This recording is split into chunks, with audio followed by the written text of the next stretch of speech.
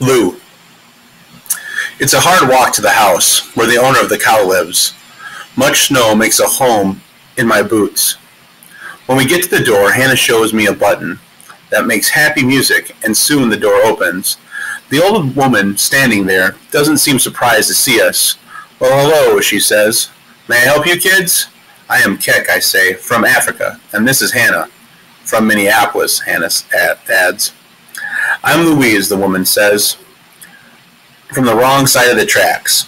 Call me Lou. Weren't you here the other day, talking to my cow? I nod. I just wanted to say hello to her. Lou thinks about this for a moment. It's bitter out here. Come on in. We step into safe, warm air and sweet cooking smells. So, are you two selling something? Lou asks. Raising money for school? I'm here about your cow, I say. I see, Lou nods slowly. I think that she is not so happy, I say. I try to say it gently, so that my words will not sting like an insect. Lou puts her hands on her hips.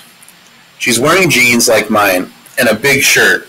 Her hair is short and silver, like a fresh moon. She has many wrinkles to show her great knowledge of the world. You two better sit. This may take some time. Lou points to the kitchen table. I was unaware that my cow is depressed, although I'm not entirely surprised. She's seen better days. Lou pushes a plate of cookies in front of us. Chocolate pieces tease like jewels in sand. Please, she says, have some. I don't want to be impolite, so I take 5. He's big on chocolate, Hannah explains. Lou laughs. Now tell me, Kek, how you come by knowledge of cows. Cows and cookies. Of course I want to answer, but I know it's important to eat all the cookies first, so that Lou won't be offended. Hannah helps. See, Kek just got here from Africa. He's staying with his aunt and cousin, and he accidentally put her dishes in the washing machine, and now he needs some money to buy new ones. And since in Africa his family had lots of cattle, he thought maybe you could use some help.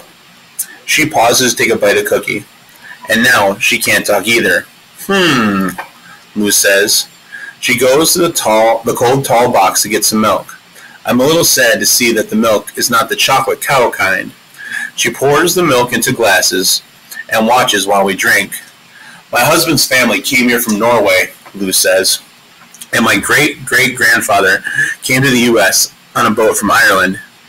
She pours herself a glass of milk. But Africa, wow, how are you handling winter? The cold hurts, I answer, but the snowballs are good. Lou smiles. So tell me what you think. Tell me why you think my cow was unhappy.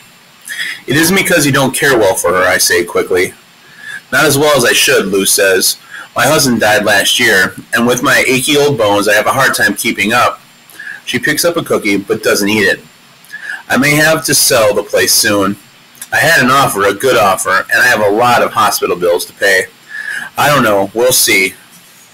We're all quiet for a moment. So, Lou says at last, what is it you think my old cow is in need of? She needs to be brushed and fed the finest hay, and without other cattle she's lonely, I answer. She needs someone to talk to her. In my old country, they would laugh at me, but when I talk to cattle, they would grow calm and easy to herd. I wait. Maybe my words are broken like my aunt's dishes, chips and shards that will not make a whole. Maybe this Lou will think I'm a moron boy.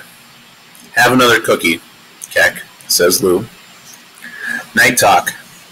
That night, I wait far into the darkness for Ganwar to come home. He stumbles a little when he crosses the room, and he carries the bitter smell of smoke. Where were you, I ask. With some friends, he says, and he plops onto the sofa like a sack of grain. I've been waiting for you, I say. I want to tell you my news. I got a job. Ganwar lifts his head to stare at me. A job? Doing what? Helping a lady take care of her farm, for a while at least. She's old and her husband died last year. She can't pay me very much, but I think I'll make enough to buy new dishes for your mother. Ganwar, I say I am telling a lie, or maybe a joke. How did you get a job like that? I lift my shoulders. I just went to her door and asked. Her cow didn't look good. Father would never have owned such a sad-looking animal. Gonwar drops his head and covers his eyes with his hands. Amazing. You just went to her door? I nod. I've been here for 1.5 years, Gonwar sighs. You've been here for what, a week? We're quiet for a while. I can hear the cold box humming. I don't want Gonwar to be angry with me. I want him to understand, because he's the only one who can. I miss the cattle, I say at last. I miss moving them, watching them graze. The sun's so hot on your back. Father singing. Gonwar doesn't answer. I think maybe I should not talk of days past with my cousin. I cringe, waiting for the heat of his words. Gonwar rubs his eyes. When he speaks, his voice is sad, not angry. I always knew what to do, he says. Morning they'd graze. Noon we'd lead them to the stream. Afternoon we'd head for home. We always had somewhere to go. Not like here, stuck in the apartment or at school. He sighs. It all made sense. Here, nothing makes sense. Maybe it will, I say. Maybe if we're patient. I hear the fear of hoping fighting in my voice. We don't belong here, Keck, Gonwar says. This isn't our country. It never will be. Lots of people come to America from other countries, I say. Miss Hernandez taught us that. Gonwar rolls his eyes. Poor immigrants, illegal immigrants. Maybe someday we can go home again, I say. The war is older than our fathers were. The war is forever, Gonwar replies.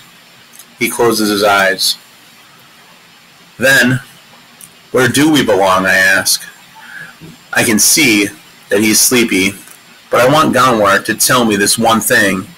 I wait a long time for Gonwar to reply, but he's asleep, snoring softly. I watch his untroubled face. I cannot seem to get up. Gonwar's words lie in my lap like huge rocks. I am not strong enough to move. I sit and sit, waiting for sleep.